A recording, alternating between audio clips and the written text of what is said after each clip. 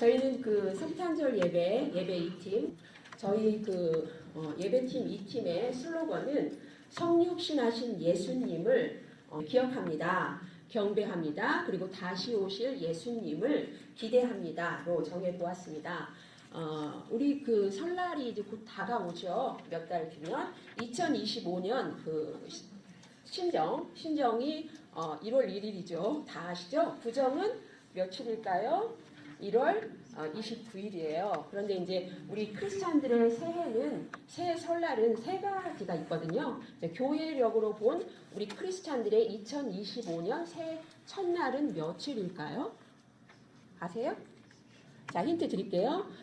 대림절이 시작되는 첫날, 그게 바로 크리스찬들의 새해 첫날이에요. 그래서 2025년의 시작은 2024년 12월 1일 대림절이 시작하는 첫날에 교회력으로 본 우리 크리스찬들의 새해는 밝았다 그래요. 예수님을 기다려요. 한 주, 두 주, 세 주, 네 주 하고 이제 성탄절 예수님이 오셨죠. 이제 성탄절 우리가 크리스마스라고 하잖아요. 크리스마스 용어를 잠깐 보겠습니다. 크리스투스, 이게 이제 라틴어로 그리스도예요. 그리고 마사가 모임. 그래서 크리스마스 하면 그리스도의 미사예요. 그러면 스페인으로 페리스 나비다 짜잔 이 노래 있죠.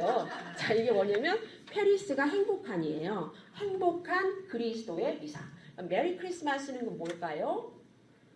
행복한 그리스도의 미사예요. 그래서 크리스마스 용어 좀 보시고요. 크리스마스 타이드라고 해서 위키피디아 영어를 치시면 이제 크리스마스 시기에 대해서 나와요.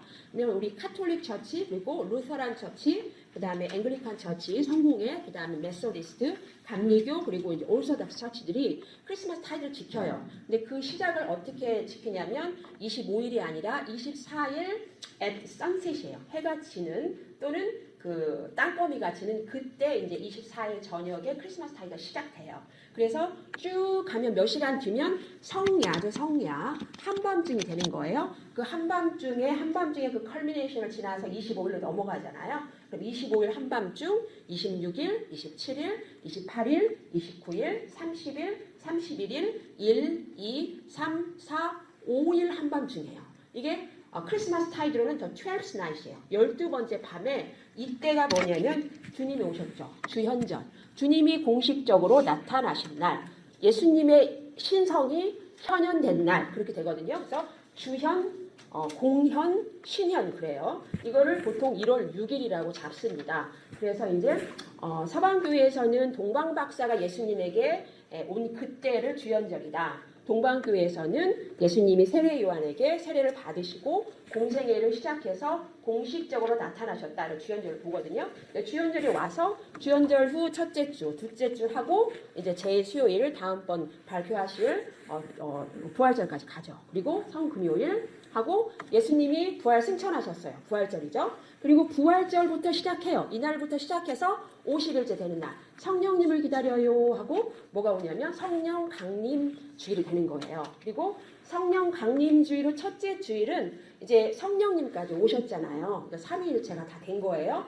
첫째 주일은 성령 강림절 후 첫째 주일이 아니라 이제 삼위일체 주일로 지킵니다. 그리고는 단순해요. 계속 교회 절기는 성령 강림절 후 둘째 주, 셋째 주, 넷째 주, 다섯째 주 끝까지 가요. 끝까지 가서 2024년으로 제 설명을 드려요. 어디까지 가냐면 성령 강림절 후 26번째까지 가요. 그리고 마지막 주가 이제 무슨 주가 되냐면 왕이신 그리스도의 주일. 이렇게 해서 그 한 해가 끝나요. 그리고 그 앞에 왕이신 그리스도의 주일, 마지막 주의 그 앞주, 즉 2024년으로 보면 성령 강림절 26번째 주일이 바로 뭐냐? 추수감사. 감사합니다. 추수감사주일 지내는 거예요. 그리고 2025년이 밝는 새해 첫날은 2024년 12월 1일 대림절의 시작 첫날이에요. 이렇게 해서 이제 다시 또 교회 절기가 시작되는 거예요. 제가 지금까지 말한 게 무슨 그 예수 복습을 위해서 그런 게 아니라 제가 말하고자 하는 게 바로 이 성탄절의 의미예요. 우리 그 교회 절기는 해의 순서가 아니다. 바로 뭐다? 예수 그리스도가 오심, 그리고 예수 그리스도가 오셔서 순환을 당하고 부활 승천하셨죠. 그 행했던 삶, 그리고 성령님을 기다려요, 오순절 나가요 다락방 증인들이죠. 그 예수님을 따랐던 그 사람들의 이야기가 바로 시간의 중심이다. 그럼 교회 절기의 중심은 뭡니까? 예수 그리스도가 everything이에요. 예수 그리스도예요. 그리고 이 성탄절에 대해서도 역사적으로, 그다음에 성서적인 기원, 역사적인 기원, 그리고 이제 신학적인 기원을 저희가 파트 3개로 나눴어요. 그래서 성서적인 기원이 약해요. 그래서 성서적인 기원은 무엇으로 찾았냐면 저는 성육신으로 찾았단 말이에요. 왜? 성탄절은 예수 그리스도가 오신 날이에요.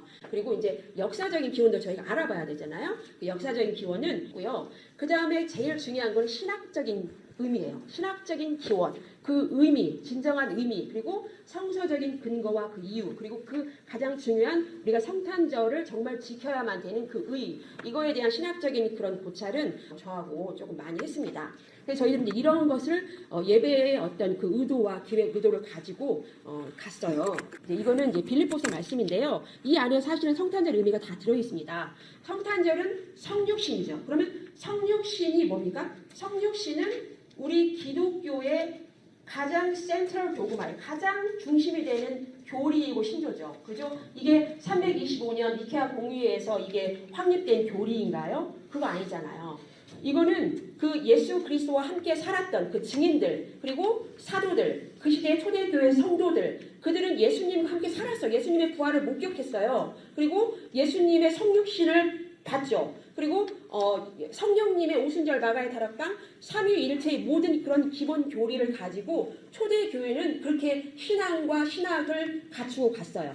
그러다가 325년에 기독교의 교리로서 이것을 정한 가장 중심이 되는, 지금까지도 우리가 동방정교회, 천주교회, 개신교 다 흩어져 있지만 우리는 결국 하나라는 이유는 이 교리는 변하지 않아요. 동방정교회, 천주교, 개신교 다 믿어요. 뭘 믿습니까? 삼위일체, 성육신, 부활, 신앙, 이거는 다 같이 가는 거예요. 그래서 우리는 어떻게 보면 하나의 교회일 수 있다, 이런 이게 취지를 가지고 우리가 접근을 했고요. 저기에 보시면 예수 그리스도께서 선재하신 하나님으로라는 표현이 나오거든요. 선재하신 하나님으로 자발적인 자기 낮춤, 이런 신학적인 용어가 나와요. 자발적인 자기 낮춤으로 성육신 하셨다.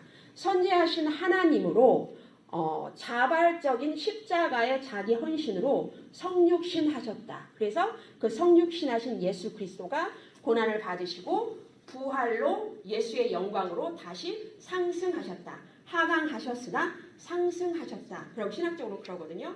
그게 바로 어떤 의미냐면 이 성탄절의 진정한 의미죠.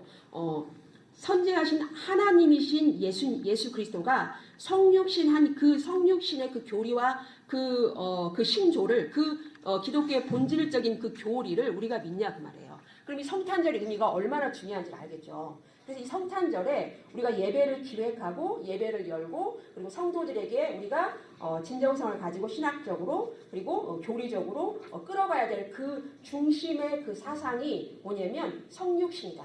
성육신인데 그 성육신이 예수 그리스도이고 그 예수 그리스도가 우리 기독교의 전부잖아요. 그래서 이제 아무튼 제가 결론이자 결론을 말씀드릴게요. 그러니까 하나님이신 예수 그리스도가 자기 낮춤으로 어떤 그 육체의 모양을 가지고 성육신 하셨다. 성육신 하셨고, 그리고 예수의 결국 부활 승천으로 예수의 영광으로 올라가셨다. 상승하셨다. 그러면 우리가 이 성탄절에서 예수님의 오심을 초림 예수를 믿죠.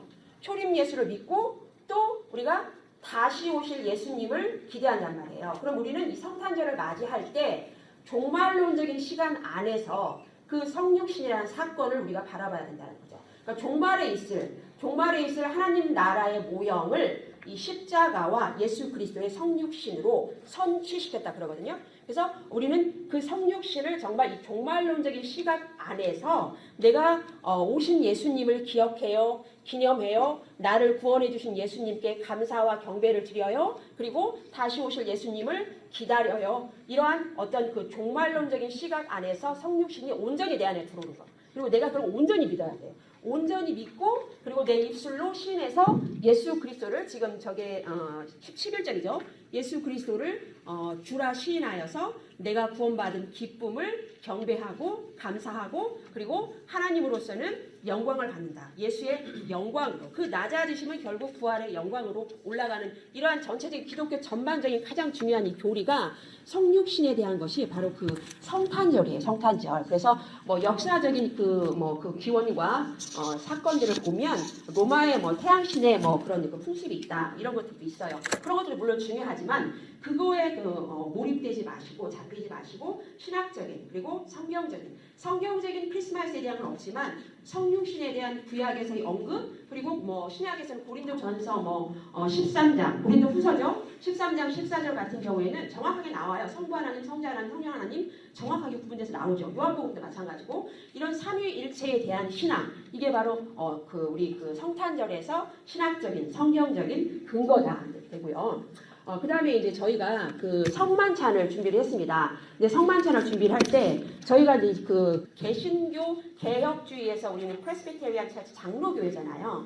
그럼 우리 장로교회에서 추구하는 게 뭐냐? 우리 장로교회가 우리 교단의 색깔이 뭐냐? 결국 우리는 지역적으로 또 민족적으로 다른 신학적으로 다른 어떤 그 교단들이 있지만 우리 장로교도 마찬가지죠. 우리는 결국에는 리포미즘이잖아요. 칼비니즘이잖아요. 칼비니즘에서 추구하는 우리의 그 기독교 교단으로서의 색깔은 뭐냐면 우리의 개혁된 교회는 항상 개혁된다예요. 그래서 우리는 교회 안에서 그리고 신학에서 믿음의 삶에서 언제나 개혁돼야 된다. 그런 개혁의 정신을 가지고 좀 접근을 했습니다. 그래서 성찬을 지금까지 했던 것을 보고 그리고 앞으로 조금 더 좀 개혁이라는 표현보다는 조금 더 진정성 있게 할 수 있는 게 있을 수 있을까? 네, 이런 것들을 좀 고민을 많이 했습니다. 그래서 1973년에 그 로렌버그 그 합의서예요. 이게 루터와 그 칼빈의 그 성찬에 대한 그 견해를 합의를 시켰어요. 그래서 너무 개신교가 너무 건조하게 이 먹고 마시는 거에 대해서 그냥 너무 경실하거나 너무 추상적으로 보지 마라. 그러면 주님의 만찬에 대한 그 진정한 의미에 있어서 그것이 오히려 더 모호해질 수 있다. 이제 이런 그 합의를 냈어요. 그래서 주님이 떼어주시는 그 빵과 포도주 안에서 주님이 실제로 임재할 수 있도록 그 간구의 마음으로 기원하고 기념하고 감사하고 성령님 안에서 교제하고 다시 오실 예수님을 기대하면서 내 안에서 완전히 회복되고 주님으로 채워져서 완전히 새롭게 되는 온전한 기념이라는 표현이 있거든요. 개신교의 성만찬의 의의는 온전한 기념이에요. 그 의미에 더 접근하기 위해서 우리는 너무 기념설, 영적 임재설만 강조하지 않고 루터의 실제론, 이 부분은 약간 흔학적으로 위험할 수 있죠. 그렇지만 그 본질적인 정신은 너네들은 같다. 본질은 같으나 다른 표현이다. 이렇게 합의를 해주거든요. 그래서 저희는 조금 성찬에 대해서 진정성 있게 성례전에 대한 어떤 그런 그 루틴을 잡고 조금 더 시간을 할애하고 설교를 드렸어요. 그래서 이제 저희가 이제 그렇게 했고요. 그 다음에 이제 제가 뭐 한 3분이면 끝납니다. 여기를 한번 보실게요. 여기를 보시면 이거는 그 명동 대성당의 그 구유 축복 예식이에요. 여기로 오면 안 나오네요. 이게 뭐냐면 그 미사 전에 그 예수님의 성육신을 기리기 위한 어떤 예전의 형식으로 그 구유 예수님의 탄생 장면을 만들어놨어요. 그리고 거기서 구유 안치식, 구유 그 축복 예식을 해요.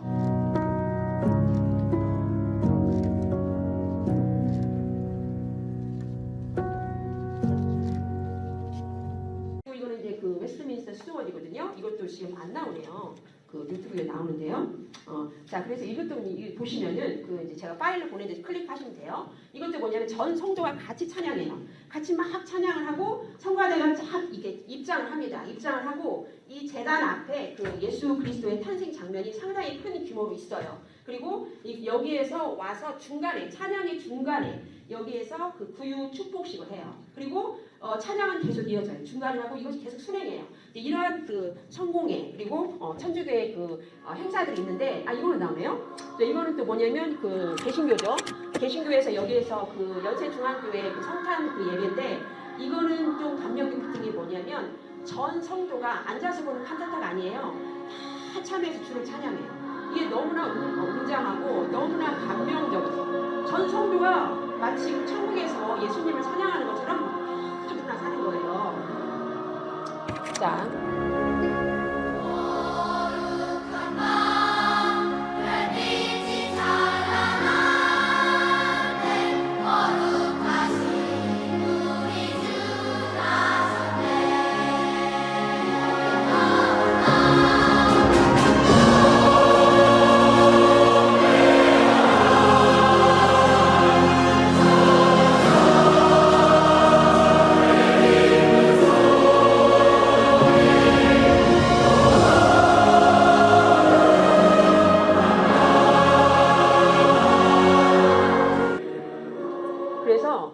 이런 것들. 그래서 저희가 이제 그 상징물을 이제 그 만들잖아요. 그래서 그 구유 안치식이나 구유 뭐 축복 예식 이렇게 저희가 따라할 수는 없지만 조금 그거는 지금 변화를 주기에는 조금 위험한 부분이 있어서 저희들은 이것을 그 상징물로서 그 세팅을 예배당 안쪽이라든지 바깥쪽이라든지 구상을 좀 할 예정입니다. 그리고 이제 주보는 이런 식으로 제가 지금 말씀드린 기획의 의도를 가지고 개혁주의 교회로서 어떤 개혁하고자 하는 그런 마음을 좀 담고 성만찬에 대해서 조금 더 그 주님의 만찬의 그 신비를 누리는 그러한 그 신학적인 접근을 좀 했고요. 그 다음에 이제 보고서 2쪽에서부터 5쪽까지 보면 그 큐시트가 있어요. 그래서 60분 안에 이 모든 행사들이 다 이루어질 수 있도록 시간까지 저희가 체크를 해서 기획을 했습니다. 그리고 이제 서론이나 결론인 부분인데요. 마지막 패러그래프만 제가 읽고 마치도록 하겠습니다. 자, 우리 각자가 살고 있는 이 크로노스의 시공간 안에 문을 열고 어느 순간에 하나님께서 우리에게 작용적인 하나님으로 들어오시는 그 하나님의 일하심의 카이로스를 기대하며 325년 니케아 공의회로부터 내려오는 기독교 교리적 전통의 보존과 장로 중심의 정치 형태를 가지고 개혁주의, 칼뱅주의를 실천하는 개혁주의, 장로교회 교단으로서 에클레시아 리포마타, 센텀 리포만다. 교회는 개혁되었다. 그러나 늘 항상 개혁되어야 한다. 이러한 교회와 신학과 믿음의 삶의 새로운 미래로 변화된 성탄 예배를 꿈꾸며 현재까지의 속도와 상황에 맞는 그 실제를 기획해 보았습니다.